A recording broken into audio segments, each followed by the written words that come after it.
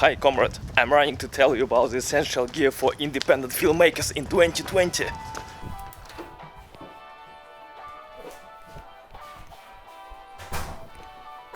Just on time. This is George from 222 Dudes. Let's start.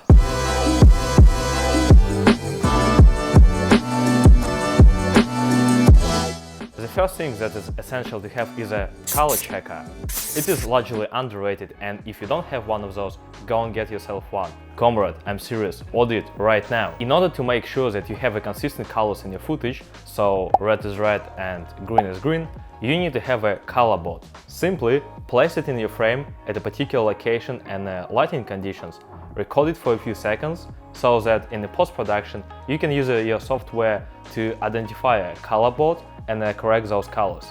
Comrade, if you stepped in the filmmaking world, you would be likely familiar with a phrase such as cinematic video. The basic thing to make a video look more cinematic is to simply stabilize it, and a tripod is a great thing to do that. Yeah. It will simplify your life in at least few ways. They vary by material, carrying capacity, height and a type of clamps on the legs. I personally prefer the click-on clamps. It allows for more efficient setup and packing down on the job. But the more important thing is a head of a tripod. Ideally, you want to have a fluid head. Fluid video head utilizes a hydraulic damping system in order to have more steadier and smoother tilting and panning while you're shooting.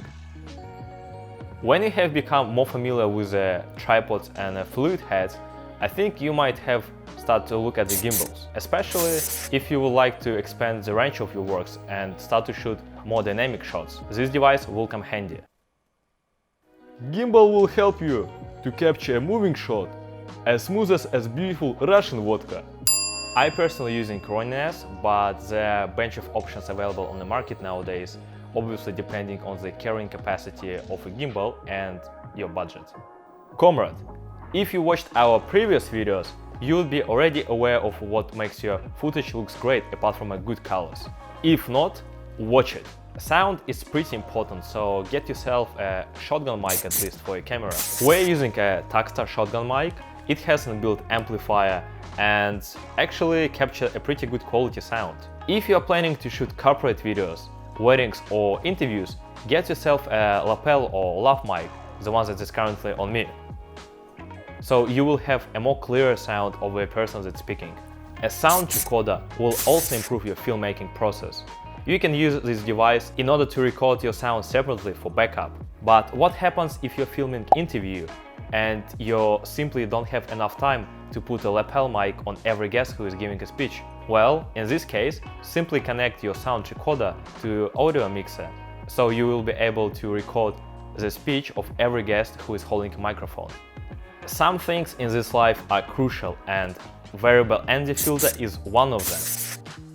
If you are a smart comrade, you should be aware that your shutter speed should be double of your frame rate. If not, become a smart comrade. If you are shooting with 25 frames per second setting, that means that your shutter speed should be 1/50 and so on. But if you are filming at uncontrolled lighting conditions, let's say outside on a sunny day, you would easily overexpose your image, unless you will crank your shutter speed or close the aperture to a tiny hole.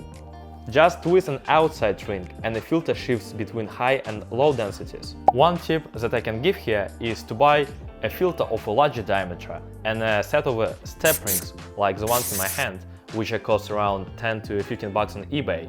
So you wouldn't need a separate filter for every lens diameter that you have. By the way, talking about lenses, as independent filmmaker on a budget, tiny budget, you obviously need a decent run-and-gun lens that you can use everywhere. The rule being that the bigger lens, the better, doesn't work nowadays. Yeah, really doesn't work. You wouldn't look more professional. There is a great variety of lenses nowadays in the market, from really cheap ones to more expensive cine lenses. But before buying a lens, you need to analyze and understand the main scenes and conditions where you're going to film. Once you have this information, you may now choose between the wide-angle lenses to a more narrow ones. To simplify your tournaments, here's a quick suggestion based on our own experience. If you are using an APS-C cameras or Micro Four Thirds, you might have a look at Sigma 18-35 f1.8, which is a great run and gun lens, and it's the lens that I'm currently using right now. But if you're a big fan of full-frame cameras like Sony, you might have a look at a Zeiss 16-35 f.4 or Sigma 24-70 f2.8. And if your budget allows you, get yourself a fast prime lens. I'm using Sony 55 f1.8 from Zeiss. By the way, those shots are made on this particular lens. It has a great image quality and superior bokeh. Finally, we got here. You will need at least one bright light, your key light. You will spot straight away how the quality of your work will increase if you will add one of those. I would recommend get yourself an LED light because it's balanced to 5600 kelvins. It is more efficient, and also you can control its intensity. If you are not able to afford them straight away, check your nearest camera shop. Usually they're not too expensive to rent. Me and Alex were using Godox SL150, what is a pretty good alternative to a well-known Aperture 120D.